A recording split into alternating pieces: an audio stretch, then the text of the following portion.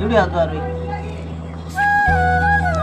अंगाजू बस ते लिंबू आपण मग या लिंबू पासून किती लिंबू तयार केलं आणि याला पाहू शकता आपण पाला किती आता आला.